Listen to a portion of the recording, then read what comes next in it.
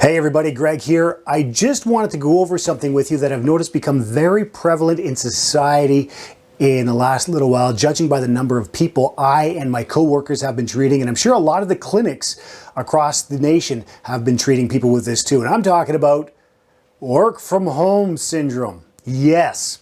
For the last 8 months to a year, people have been working from home, and for the last 6 to 8 months, I've noticed a lot more people coming into the clinic to be treated for this whole working from home syndrome. Now, it's common for people to come in with aches and pains from working in front of their computer all day because, let's face it, humans were meant to be active. We're meant to move. Our muscles are meant to move around, not sit in one position all day long. Not only that, but in a bad position. So a lot of these people may or may not have had ergonomically correct furniture, desks, chairs and computer keyboards. But now you add on top of that working from home, and it has just amplified. The number of people that have been coming in to be treated has been incredible. I hope it's not you, but if it is, know that there are people out there that can help you. Now, what is happening to the human body as we are working from home? Well, quite a bit. So when you're working at a desk, you're working like this, okay? I'm gonna use Sparky here. Your arm, your bicep is flexed, your forearms are being used, but that's normal on a keyboard. Your chest is going to be tight, both pec major and minor. Pec major is going to pull your arm in this way because it's anterior, and pec minor is going to actually roll your shoulders down. So we're going to be like this, okay? And our neck, his neck won't come forward very well. It'll turn, but it doesn't come forward very well. So our neck is going to go from a proper position to this, because everybody gets closer to the computer or whatever they're looking at, their screen, all right? They want to get closer. And when that happens, these muscles here shorten. These big muscles, sternocleidomastoid muscles, they start here and go to here, and then they continue around here a little bit. They pull your neck forward. It's really nasty what they do. And of course, all these muscles in here will get tight too, your anterior scalenes and things like that. Now, add to that the fact that not only is the front getting tight, but the back is stretching. So what you're doing is all the paraspinal muscles, they're getting overstretched because you're hunched over for such a long time in front of the computer, and they don't like it. The rhomboids and the mid traps, they're getting overstretched because the shoulder blades are coming around as you're on your computer too.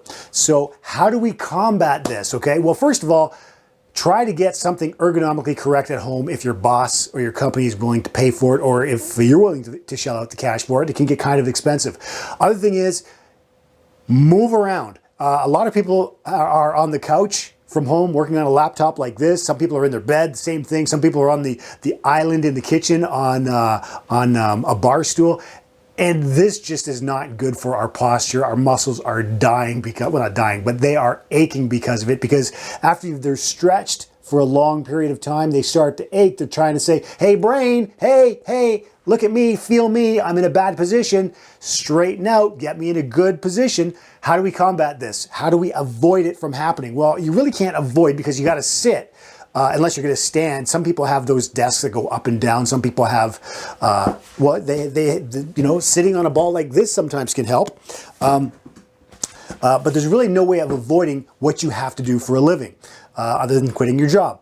And so what you can do, though, is you can stretch out certain muscles and strengthen certain muscles. Now, if you can't get into a gym, maybe there's something else you can do, but definitely get into the gym. Resistance training is very important, especially as we age, because we're sitting in front of a computer for so long. And I mentioned that in a previous video. But stretching the proper muscles, okay? Don't stretch out the back muscles. Don't stretch out the neck muscles back here. If you're going to stretch some neck muscles, stretch out the front ones and stretch out the front here, because wherever you feel pain, it's usually the opposite side of the body or the opposite muscle. That's the problem. If not, in our case, gravity, or in your case, gravity. You're in this position, your muscles get tired from doing that all day, and gravity slowly pulls you forward as well. So one of the things you could do, okay, foam roller right here. These things are fantastic. They've done a world of good for a lot of people. There's two ways to use this that will help combat this work from home syndrome. Number one is you can put it on the ground and lie on it on your back and roll up and down. It's not going to fix your back, but it will take some of the edge off the sore muscles and the knots, okay? It's not going to stretch out your back, and you don't want that.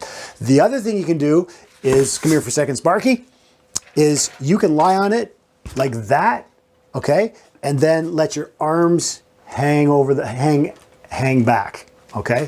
Let's see if I can do that. Like this, I'm lying on my back, and then I just let that happen, okay? It's gonna open up the entire front, because it's likely not just the chest that's tight from being like this. There's probably some other structures inside your rib cage that are tight. You've got muscles between your ribs too, and things like that. So that's why you wanna stretch it out, open up the front. And while you're doing that, you also want to strengthen the back muscles. So you want to strengthen your paraspinals, and you also want to strengthen your mid-traps and your rhomboids. Okay, and you can do that if you can't get into a gym, just by squeezing your shoulder blades together. Another thing you can do, and we'll get to the neck in a second, another thing you can do is with this ball here, to strengthen your back, you can do hyperextension, so lie on it on your stomach. You've probably seen these done before. You lie on your stomach on it, you go like this, or have your arms in front of you or on your rib cage, and you start going back like that, okay? The other thing is, you can also lie on it on your back, much like you did with the foam roller. Put it on your back about here, okay? And let all of these muscles and all the structures in the front, it rolled away on me and hit the camera stand, hit the tripod. Anyway, you just lie on your back and allow everything in the front to just open up. Let your head fall back. Don't push it back. If you push it back, you could compress some nerves or other structures going through your neck, okay? So just let your neck hang back like that. And that will stretch out some of the front neck muscles. However, the sternocleidomastoid muscle will not really stretch. That is not stretched. That is actually going to, so the sternocleidomastoid tightens up like that. It brings your head forward. So bringing it back like this is not going to stretch it, okay? It's going to come like, what will stretch it though is if you tuck your chin in, okay? So like this to back to normal position, okay? This muscle here shortens by bringing your head forward. It lengthens by going backwards, okay? It feels strange, and it may even look strange, but you're also gonna get some of these suboccipital muscles, because when you're forward like this, your suboccipital muscles, if you were just like this, you'd be looking down. So then your head has to go like this, and that's these muscles through here, some of these suboccipitals and stuff.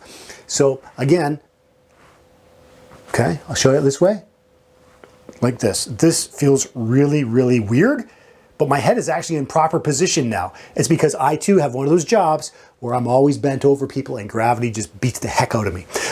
So those are some ways to combat it. I hope it's been helpful, and thanks for watching, and we'll see you next time.